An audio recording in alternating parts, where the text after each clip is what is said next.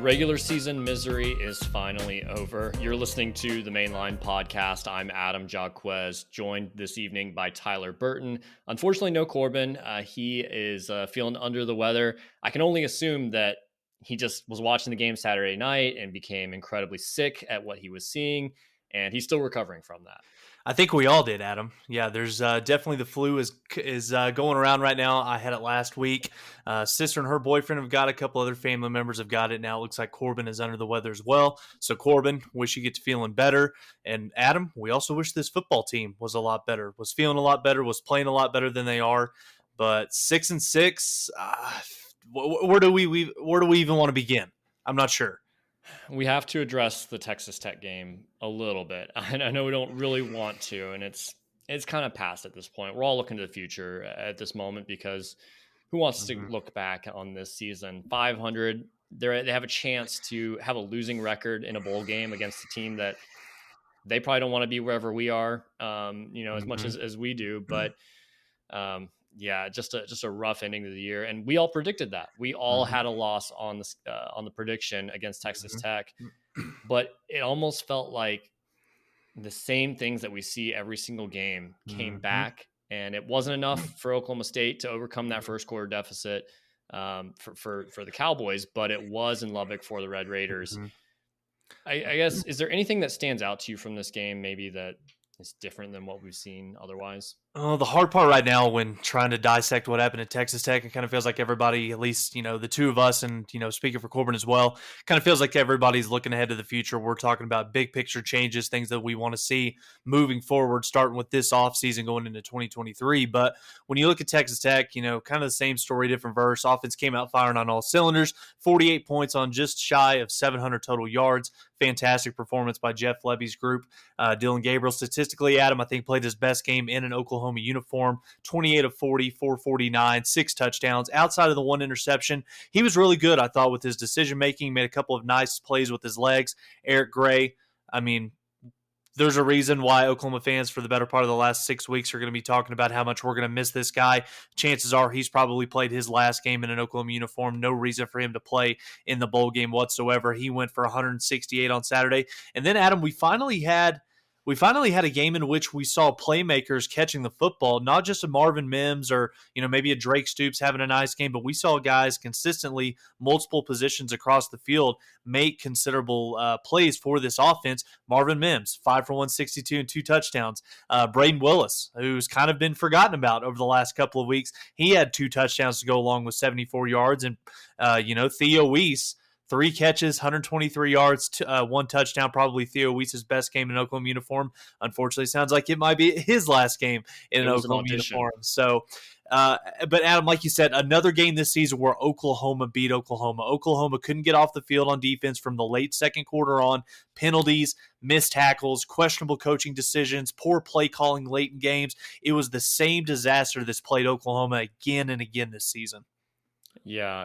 It was the offense not being able to stay on the field when it mattered most on 3rd and 4th down, although they did a little bit better on 3rd down than the past 2 games. And then the defense having a great first quarter, looking like there's progress, and then immediately erasing all of that and then some. It's 1 step forward, 10 steps back, it feels like, for the defense. We saw David Aguabu doing what he does best, which is chase down opposing quarterbacks at about half speed. We saw, other guys come in. I think Justin Broyles had a series where he basically gave up a touchdown on about 3 plays there. We saw Billy Bowman play his worst football of the entire season. It was so bad. And it's frustrating because I thought maybe there was a little bit of a storyline developing with this defense of, okay, yeah, they're not going to contain the best offenses in the league like TCU and Kansas State necessarily, but against West Virginia and Iowa State and against a battered up Oklahoma State, maybe there's something there where they're at least taking care of business against the teams that they should. And then they go out and they do that against Texas Tech, who really doesn't have the same types of playmakers that past Texas Tech teams have had. And it was bad. I mean, the defense played really well. I mean, this is, 3 out of the last 4 weeks, defense has played extremely well starting out in the first quarter. They didn't give up their first points in the game until the 9:45 minute mark in the second quarter. And Adam, I think that was off of the Dylan Gabriel interception, if I'm if I'm correct on that. But I think that one of the things that we've seen kind of rear its head, for what's going to be the final time in the regular season, it's the lack of depth. I think the linebacker position. If you go back and you watch the tape, especially the last 6 weeks of the season, you look at Danny Stutzman and you look at David Agwebu, especially in the first quarter and well into the later part of the first half, when those guys are fresh, when those guys aren't having to play 100 plays like we get into late into the second half, those guys are flying around making plays from time to time. Their assignment sound, they're making plays, they're where they are supposed to. There's not a whole lot of missed tackles, but once you get into the kind of the danger zone where it's midway through the fourth quarter, the defense has been out there for 80, 90 to 100 plays. The offense can't do their job and give the defense a break, put together a 4, 5, 6 minute drive to give the defensive group a chance to catch their breath. That's when you start to see plays like we saw on Saturday where, David Agwebu is running around the field just looking gassed play after play. He's got his hands on his hips. He's missing tackles. He's getting outrun by a quarterback. So it's just one of those issues where because of the lack of depth, because of the lack of recruiting at that position, Shane Witter going out earlier this season, Jaron Kanek, I don't know why he can't get on the field. You've got Kip Lewis, you've got Kobe McKenzie, two guys that, we're keeping redshirted at this point in the season. When you've got two guys that are playing 100% of the snaps, you can't expect those guys to hold up in a 13-game season 4 quarters a week. Yeah, and to me, that just spells complete coaching failure. Like, why can you not get Jaron Kanek on the field? Why can he not get 10, 15, 20 snaps? Why can he not spell one of those linebackers for a series in the second half? Is it that bad, or what are we missing here? We're already watching David Agwebu chasing down players all over the field because he is either not fast enough or doesn't have the stamina because he's playing too much. But like, that's absolute complete failure. And if you truly think that Jaron Kanek is so bad that he would just give up a 70-yard touchdown every time he's in the game, like, okay, that's one thing. Well, then it's still a coaching failure because you have to counterbalance that with the offensive tempo and scheme there and say, hey, we want to run tempo. That's part of our identity. But we can't do that because we're killing our defense on the flip side by asking them to defend so many different plays. So it's coaching failure no matter which way you want to go with that. Yeah. And I think that's kind of the theme of the season. And I dropped a little bit of a hot take on Twitter the other day that fired some people up. We got a ton of responses on there. But I think it's true. Like, we looked at, the talent rankings of OU versus all the teams that they lost to. They had triple the amount of blue chip players on this OU roster than TCU. I think they had double the amount of like West Virginia, 4 times the amount of blue chip players that West Virginia had, that K-State has, that Texas Tech has. So people want to. I don't know why there's a certain faction of the fan base that just says the coaching staff can do no wrong. There's absolutely no talent in Norman, when that's just absolutely not true. And I know that the schemes changed and a new coach came in, but like a new coach came into Texas Tech too. And they didn't have any like blue chip players. So they found a way. OU's coaches did not find a way. I feel like there's a huge failure across the board on the season from the coaching staff. I've been pretty vocal about this, going all the way back to, I think it was right before the Baylor game, where I was giving this coaching staff, quite a bit of a pass. I think that the fan base, a good portion of it is guilty. They hang their hat on the excuse of, well, it is a first-year head coach. Every single one of the players that's on campus right now, they weren't recruited by this coaching staff. None of these guys are, these players' kids. So, but at the same time too, Adam, these guys are still Division I football players. I know that stars don't necessarily, stars aren't everything, but stars play quite a bit. So there's a very, very good chance that all these 4-star, 5-star guys that are on campus at Oklahoma, you can figure out a way to make those pieces work. Now, you may not be able to figure out a way to be good enough to be a top 15 defense or figure out a way to get to a college football playoff. But with the guys that are on campus right now, there is much more talent on this squad right now than a 6-6 football team represents. So some of that is players, some of it's coaching, but there's no party involved within this entire football program that is innocent or can completely, go unscathed when talking about the problems that this team has experienced from August all the way to December. So, but Adam, just talking about this game, Oklahoma was up 24-6 with 6 minutes left in the second quarter, and they got outscored 45-24 the rest of the way. I think another, major theme that describes, Team 128 this season is the inability to continue the momentum and deliver the kill shot when the kill shot is there. How many times over the last month, and especially on Saturday in Lubbock, did Oklahoma have a chance to go up by 4 scores? How many times did Oklahoma have the opportunity not just to basically kill the will of the team playing from them, but you just completely take the crowd entirely out of the game, and Oklahoma just refuses to do that. I don't know why. I don't know. It's play calling, it's penalties, it's missed tackles, it's a whole lot of stuff. But just Oklahoma is just not doing the things that teams need to do in order to win those close one possession football games. Adam, a couple things here I do want to get your thoughts on as far as some of the key plays within the game. Number one, I hated the fake field goal decision when Oklahoma was up 14-0. Drive stalled. You have a chance to kick the field goal, go up 17-0. Continue with the momentum. I know a lot of people think that Braden Willis scores if he catches the football, but in that situation, your defense is playing lights out. Keep the momentum. Take the field goal. Put yourself up 17-0. I hated the decision that Brent Venables made at the end of the game to kick the field goal. Yes, I know Zach Schmidt made it, but in that moment, Brent was putting the game in the hands of his defense. And when it was clear to everybody that there was no way Oklahoma's defense was going to get a stop with Texas Tech having the football with the last possession of the fourth quarter. And then my last thing, Adam, I absolutely hated the play calling in overtime. First play out of the box, the reverse pass for a first down where Dylan Gabriel gets destroyed. Yes, first down, great. Not a good idea, though, to put your quarterback in that position, especially when you know what you've got behind him in Davis Bevel. Next play, you bring the Wildcat formation back. OU fans, us especially, have been clamoring, especially in short yardage plays, since Texas. Bring back the Wildcat formation. Get Davis Bevel off the field, get another blocker in there, and figure out a way to pick up the short yardage first down. Braden Willis picks up 3. Why you didn't go Wildcat with Eric Gray, who was averaging 6 yards a pop, I'm not sure. Next play, 2nd and 8. You miss a block on a defensive line that comes man-free, comes untouched, and records a 3-yard tackle for loss. Next play, 3rd and 11. Adam, you would assume we're gonna try to throw the football downfield. Theo Weiss, Marvin Mims, Braden Willis, they're having fantastic games statistically. No, Levy's going to call a quarterback draw that results in a 3-yard loss. Put yourself at 4th and 11 or 4th and 14. OU misses the field goal. OU goes on to lose the game. It's just another long line of examples this season where miscoaching, late game mismanagement has cost this team a win. I'm going to assume that Levy has more intermediate passing and over the middle passing game in his playbook, but either he doesn't feel comfortable calling that or Dylan Gabriel doesn't feel comfortable pulling the trigger on some of those.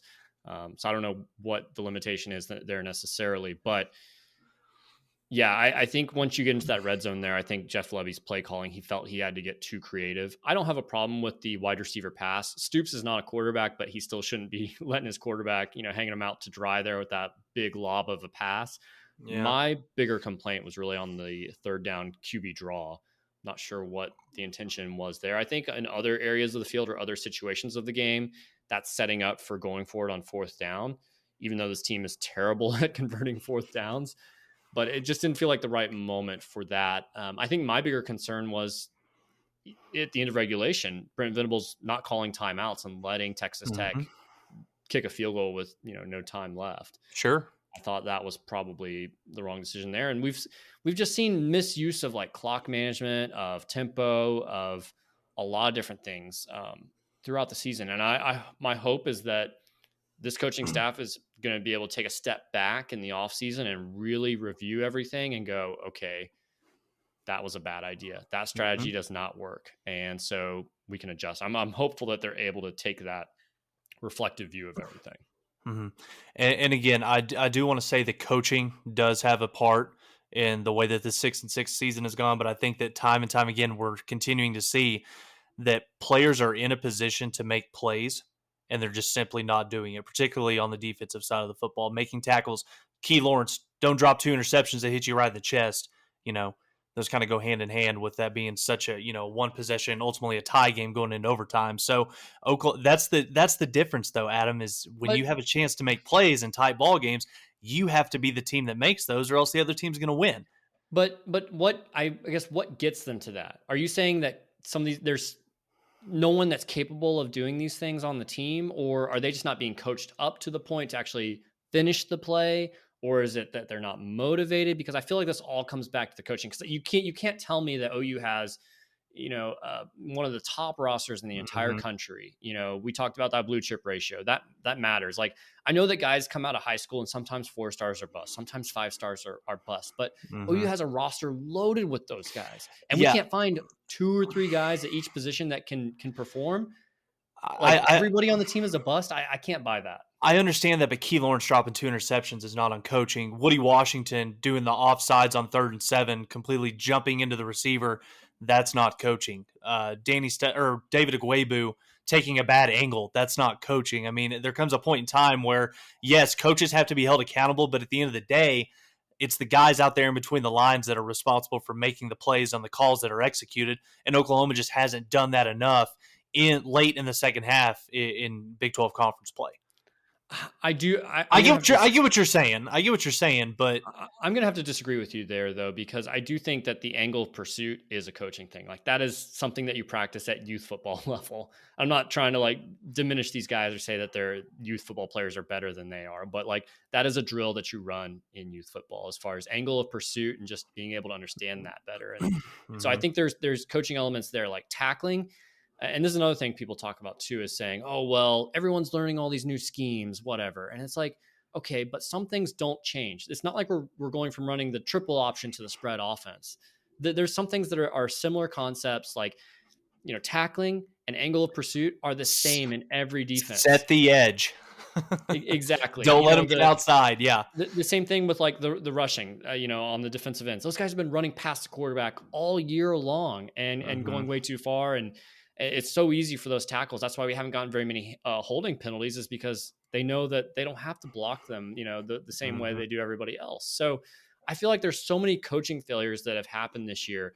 And to be clear, I said it a couple weeks ago. I don't think my stance has changed. If you said, hey, on a scale of 0 to 10, 10 being fire Brent Venables, 0 being, he's perfect, I'm only at like a 4.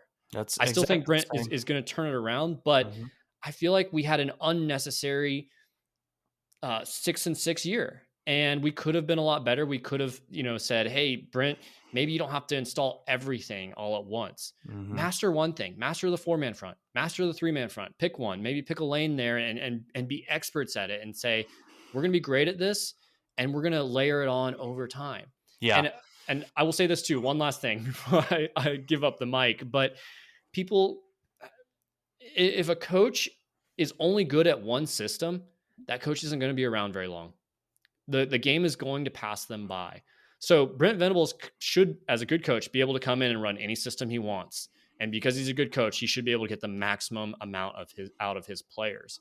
Mhm. So the system excuse shouldn't matter. It should be something that I think should have been maybe allowed over time so that we could have that success, because this is a what have you done for me lately type of game. And the further and further Brent Venables gets away from that national championship at Clemson, all those NFL draft picks, he's not going to have as much recent success to show for it. And that's going to be harder and harder to recruit. Yeah, and that's a problem when you're in a results-driven business. And Adam, I know that we're 6-6, but we were also 0-4 in one possession games. Completely factor out the TCU and the Texas loss.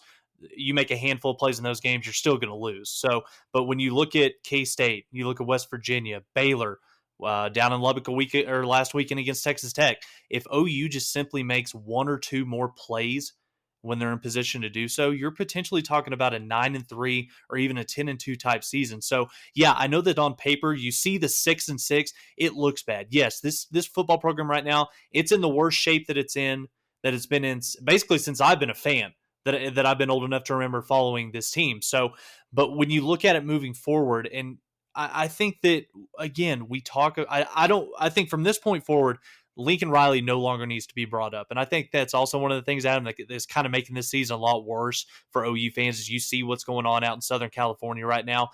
Caleb Williams is probably going to win the Heisman. But, Adam, I think you could also make the claim you take Caleb Williams off of that team, that's probably a 6 or 7 win team out there in Los Angeles right now. Let's just call a spade for what it is.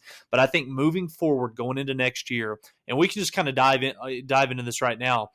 For the last 12 months, Adam, we've loved hearing Brent talk about this program going through the transformation process, building the foundation, establishing the culture, players showing up early and often, staying late, learning the right way to practice, learning how to take notes and watch film the correct way, doing all of the little things together the right way. But now, Adam, people are going to start getting tired of hearing that coach speak because of the play that's happening on the field. You've got to win games. It's a results-driven business. You can't keep losing ball games in a similar fashion. You can't keep making the same mistakes week in and week out that's costing you wins and losses. So, again, I think that this is a situation where the honeymoon phase is definitely over, but I'm in agreement with you that I'm on about the 3.5 to 4 on the 1 to 10, Brent Venables hot seat meter.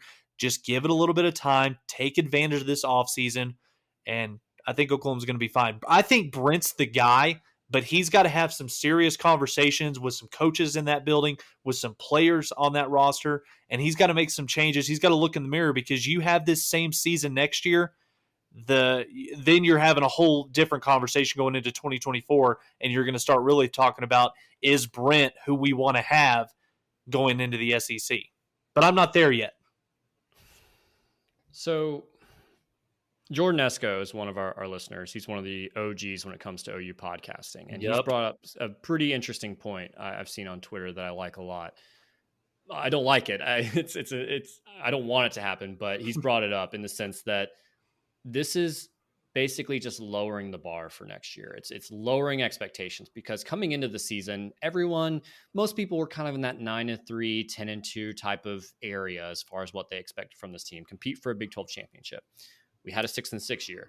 Now going into next year, that kind of seems to be everyone's expectation is get back to 9-3, 10-2. And I'm not a fan of that. I feel like this was the year to probably be, and my prediction coming in was 11-1. I was obviously dead wrong, overlooked a lot of things that I kind of got myself pumped up about. And I guarantee in the offseason, I will do that same thing again once we get to August. Yeah. But there's not a progression. The expectation and the bar just keeps getting lowered. And I don't think that's something that Brent wants, obviously. Like he says, the best is the standard, and we're not going to be the best next year. And that's frustrating to me because we should be making larger strides. And instead we took an entire season. And I think the coaches, they thought they were doing the right thing, but I think they kind of, in a way, shot themselves in the foot with this 6-6 season, because now you've given ammo to the other guys out there that are going to recruit against you.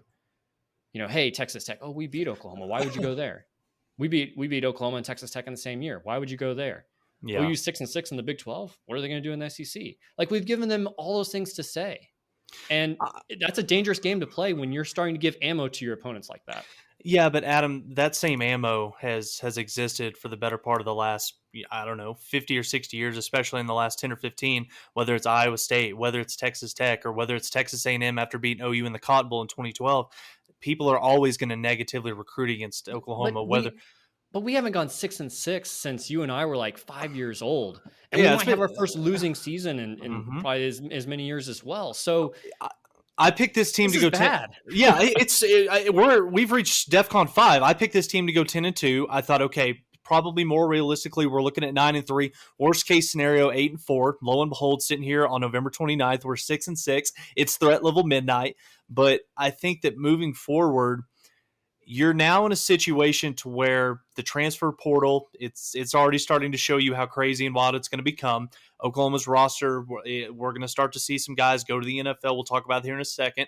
You're going to see some guys enter the transfer portal. I think that this is a time where Brent has absolutely no choice but to overturn this roster. You've almost, Adam, I hate to say it, but you've almost got to kind of take the Lincoln Riley in year one at USC approach, where you've got to go into the transfer portal. You've got to bring in guys that can come in and help you. I know that you want to build a program, you want to reestablish a culture, and you can still do that.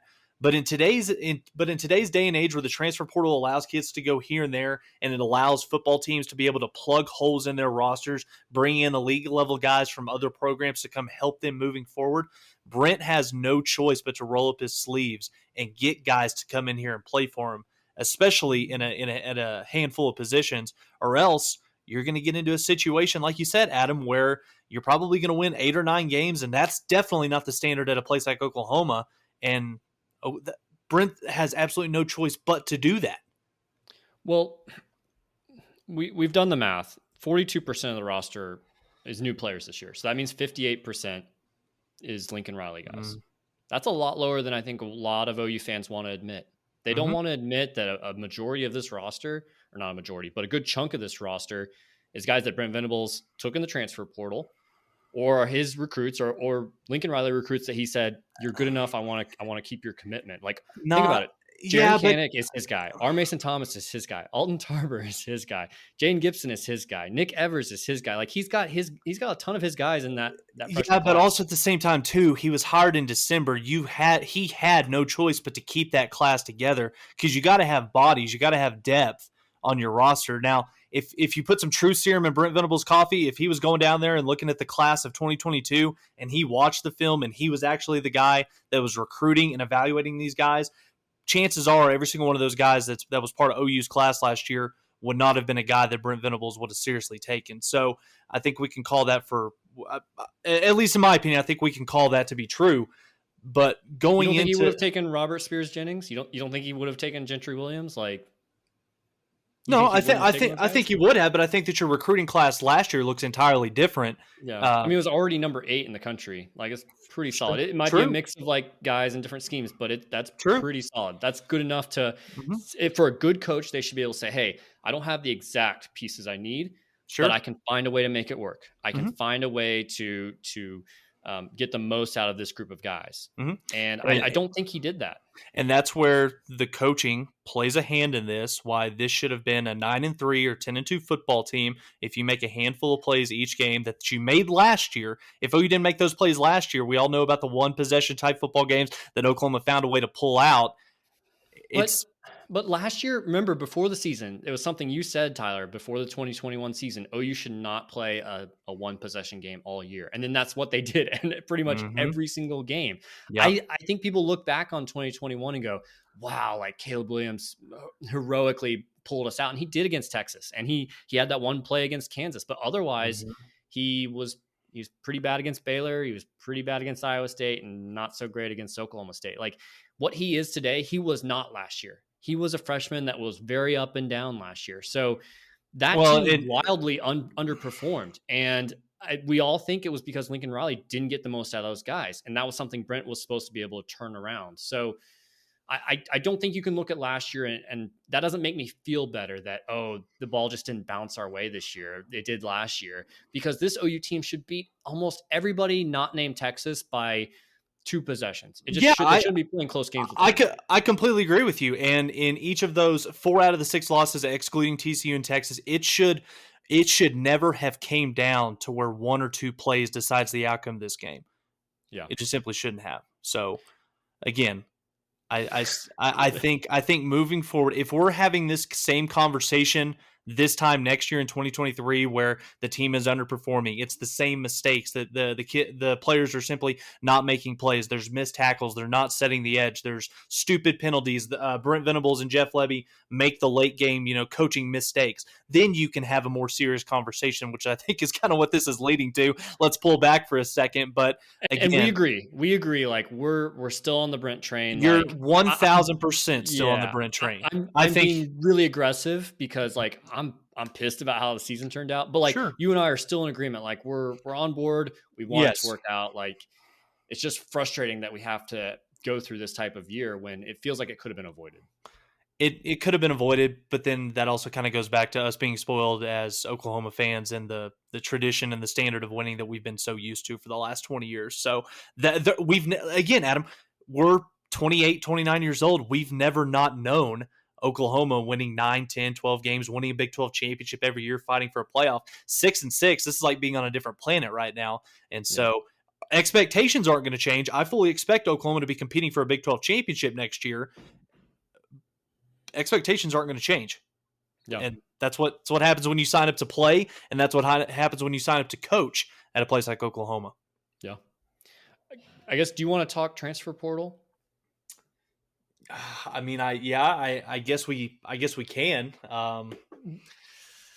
So it hasn't been there haven't been as many guys entered. I kind of figured that right after the game, especially on Sunday, and again, it's only Tuesday, the week after the regular season finale, so there's definitely still time. It's, again, we've already started to see programs all over the country, guys leaving, but you've already got guys like Joseph Wette, Cavante Henry, Clayton Smith, they're not going to be with the program. Theo Weiss and Sherman, he's transferring. Jordan Meeks just a couple of hours ago, he announced he's going to be transferring.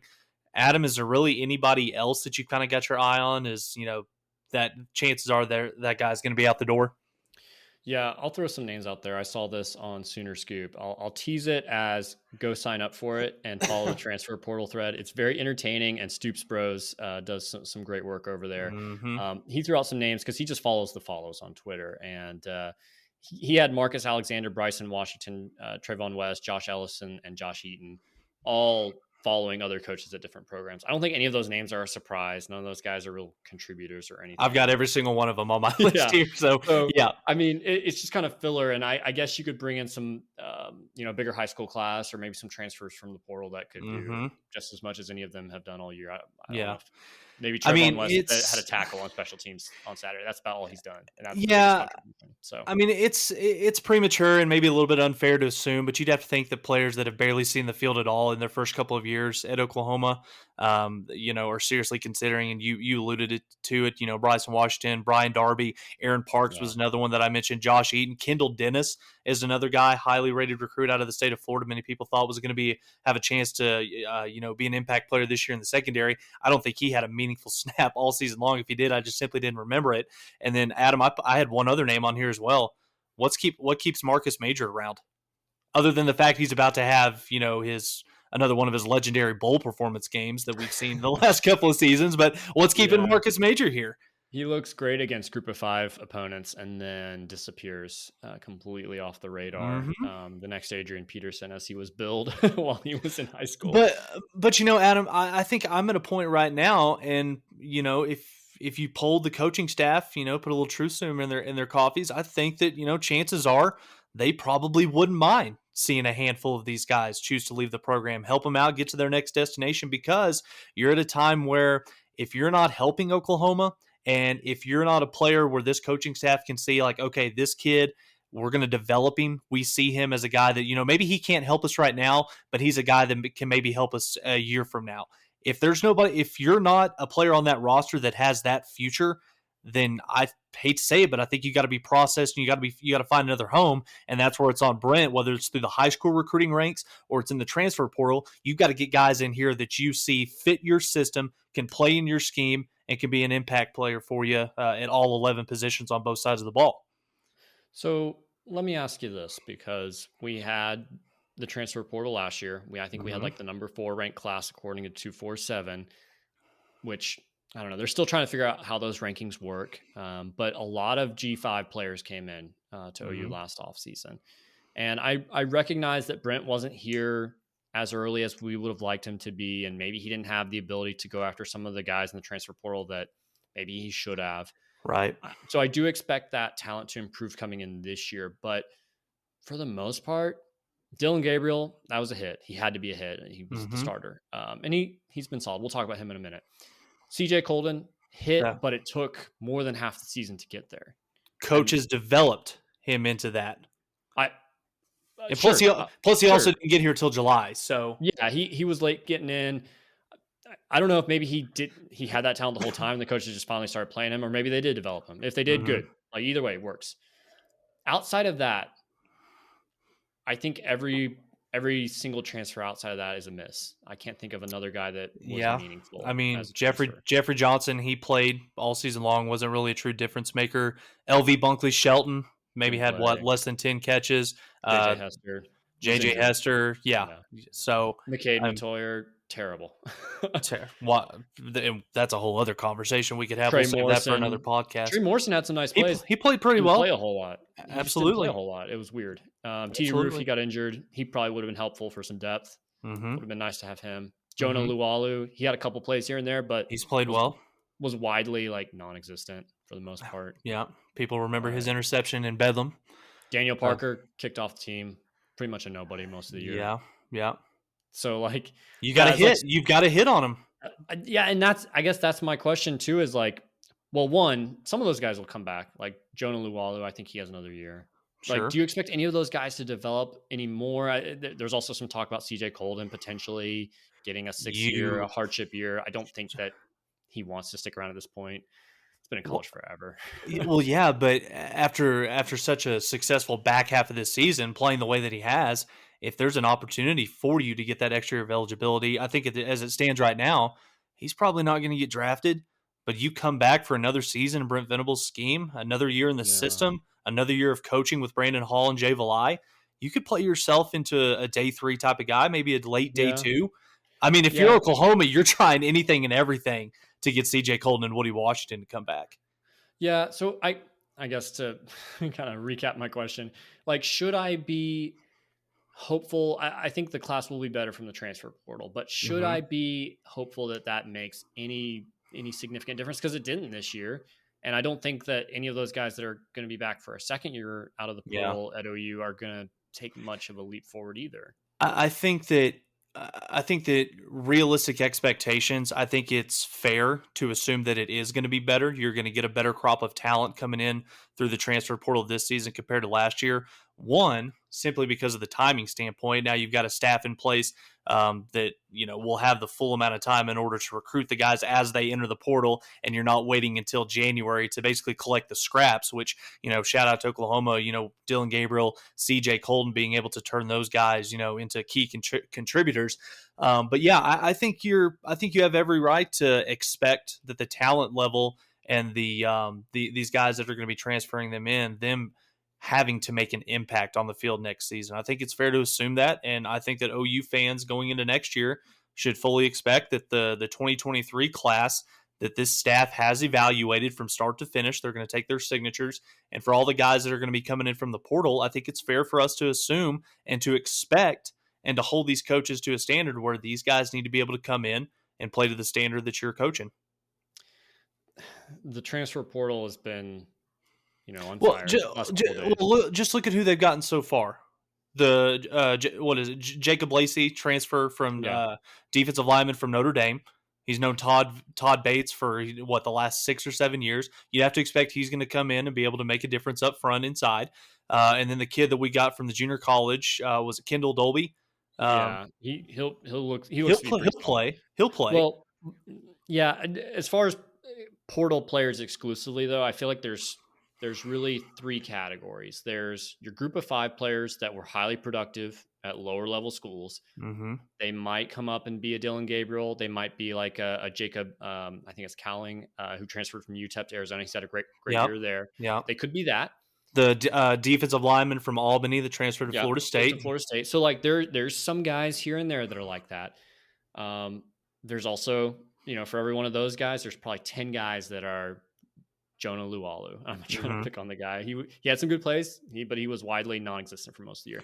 You also have your guys that are, your Power 5 guys that have played a lot that are kind of the same mold, like McCade Matoyer, who's kind of nothing. You have your guys from Power 5 schools that are transferring and have never really played, and they're kind of a gamble. So like Drew Sanders might be a high success example of that, but it also could be Trey Morrison, who, well, I guess he played a lot at UNC. But like, I'm just saying, like, it's just such hit and miss, and I don't really feel like I just can't get excited about as many of these guys until I see them on the field, because we saw so many misses this year. Well, Adam, let's talk about some portal necessities. Just looking at the current makeup of this roster right now, and we'll touch on this before we dive into possibly some staff changes and then a couple other things before we get into our picks. But looking at the roster currently as is, when talking about the portal necessities, what Brent Venables needs to bring in to help basically turn this team from a 6-6 into a 10-2, 11-1 type football team going into 2023. For me, it starts at the linebacker position. Currently on your roster, you've got Danny Stutzman, leads the Big 12 in tackles this year. That's your key pillar for that defense going into next year. David Agwebu,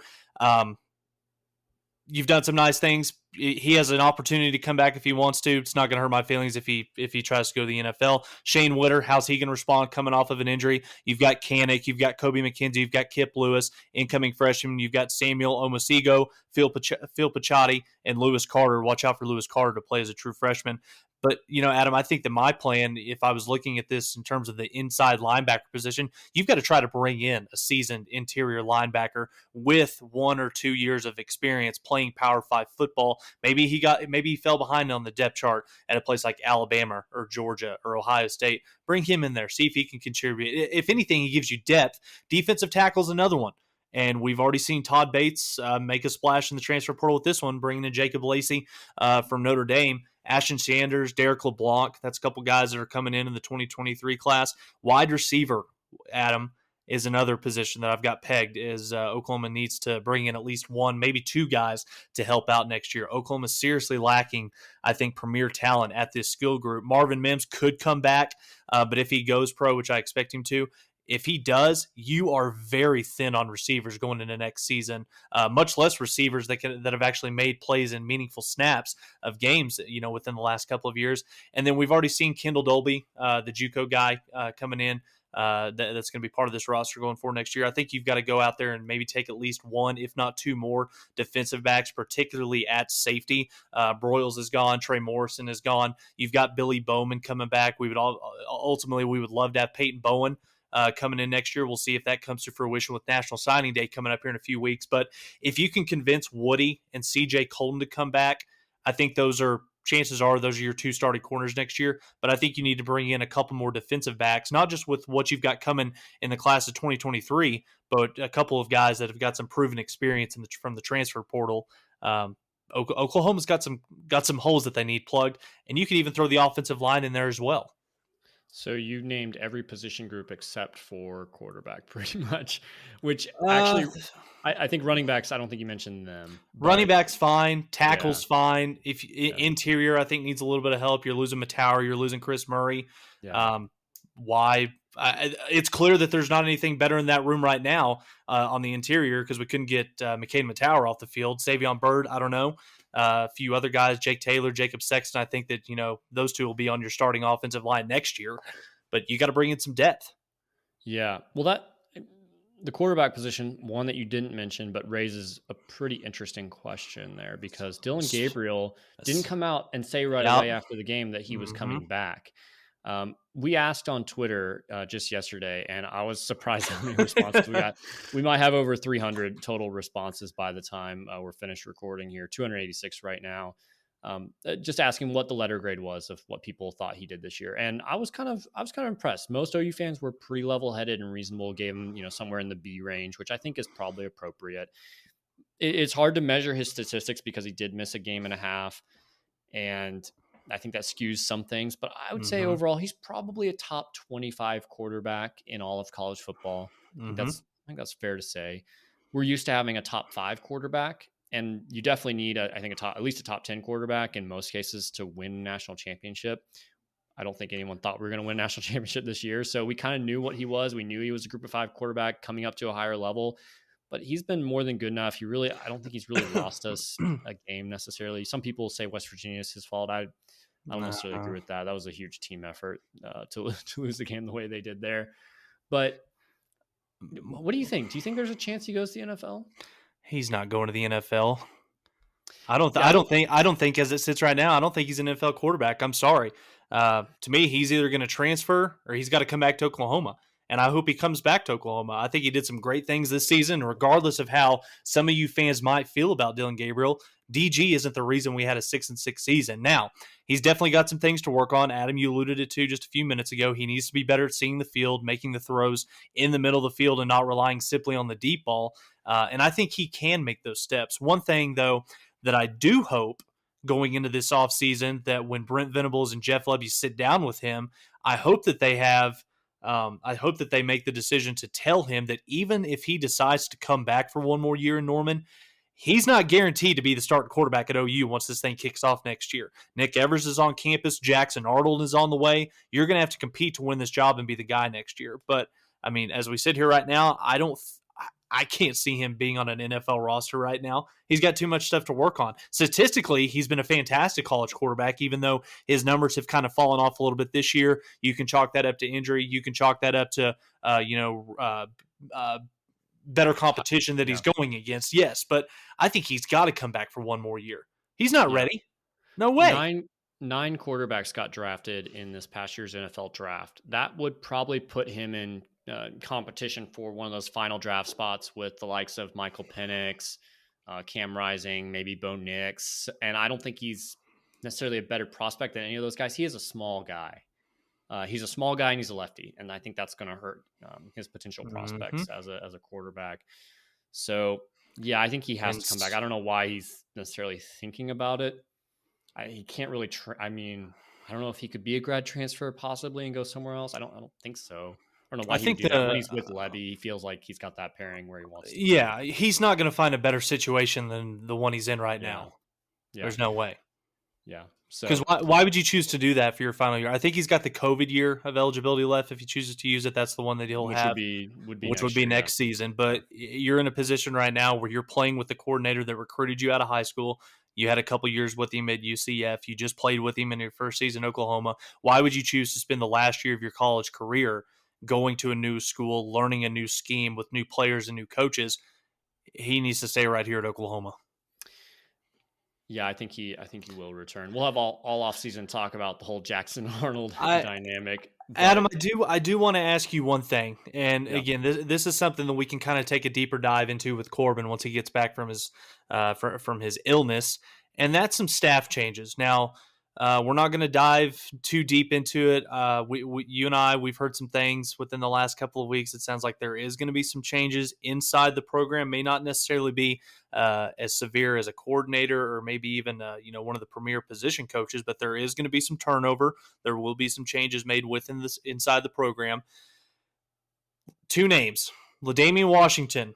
Is he your wide receiver coach moving forward, or do you have absolutely no choice but to go out and try to land somebody else? the way things are trending, it seems like there's less than a 5% chance of LaDamian Washington being the full time I wide agree. receiver coach. I agree. I agree. Ted Roof. Now, I'll Mm, let you sit on that for just a second because this is one that I think a lot of OU fans are definitely opinionated on. How much influence does Ted Roof really have? To me, is the question. Is he the one calling the defense, or was it more so Brent? I'm not sure we'll ever find out the answer, but to me, there's really no reason why Ted Roof needs to be on the staff. We didn't like the hire when it was announced. We scratched our heads asking ourselves why this was the guy Brent chose to bring with him. His son graduated and is gone. To me, Adam, there's not a very good reason to keep him on staff in 2023 outside of Brent's loyalty.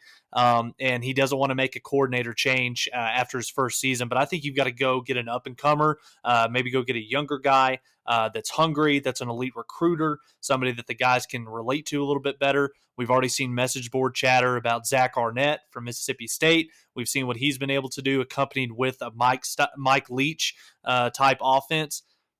I think you've got to make some changes. I think you got to get rid of Ted Roof. yeah, I guess he was effective in being the headpiece that could be the scapegoat and that Mm-hmm. could do the press conferences, I guess, because I it sure think seems like Brent is running everything. And I guess you could say maybe Roof wasn't as effective at carrying out Brent's plan, which then in Mhm. turn allowed Brent not to be as much of a CEO and pay as much attention to the offense as we would have liked. Bingo. So I guess he failed in that regard, but I also am like, what was his real expectation? What did Brent say he was going to do when he came in here? Because surely it was, I'm going to run everything. You're going to get the fancy title and the big hmm salary, and I'll rely on I you to do like some of the administrative stuff. So like, I I said this after the Texas game. Ted Roof was brought in to be the scapegoat, allow Brent Venables to establish the culture, install his defense in year one. If it doesn't go as planned, again, we've talked about true serum is a word that's come up a lot this episode. If you put some true serum in Brent Venables' coffee, once he got through spring ball, he saw what he had on that roster. I bet you money he knew that he did not have in that defensive locker room enough to be able to execute a high level to win do what Brent Venables is accustomed to do. So I think you've got to get rid of Ted Roof because moving forward, Adam, if you keep him on staff, the grace period is gone. And if the defense continues to struggle going into next season, even if Ted Roof is the one that's calling the plays, Venables is the one that's going to have to answer for it because he's continuing not just to employ Ted Roof, but he's the one that's allowing these mistakes and these play calls and this performance to continue. yeah, and I just don't see the point of what he brings going forward because I don't think Brent necessarily wants someone there to be the scapegoat. I think he's fine with taking the blame. I'm still pleased with some of the things I'm hearing from him in press conferences Mm-hmm. in regards to saying, hey, it starts with coaching, it starts with me. I don't think we heard that from past staff, so I appreciate that. So I don't think that he's necessarily holding him there for that. So if that's the case and Brent is really running everything, bring in just a linebackers coach and take on the title of defensive coordinator and get someone that is going to be extremely useful on the recruiting trail. Yeah, I'm not sure. I'm not sure if as a defensive coordinator, well, let me say this. I'm not sure if as a defensive coordinator turned head coach, you can do both jobs. We see Ryan Day, we see Lincoln Riley on the offensive side, wearing two hats. But if you look at what Dan Lanning is doing at Oregon, if you look at what Kirby is doing at Georgia, what Saban is doing at Alabama, they've got their hands on it, but they've also got a well-qualified, competent defensive coordinator that they trust to be able to take care of a huge portion of the workload. And I think Venables has got to make a change, because if he doesn't, you're basically accepting the same thing that you've been putting out there for the last 12 months. But we'll see. We'll dive into it. We got a long off season ahead, and unfortunately, it's an off season coming off of a 6-6 year. It's going to be fun.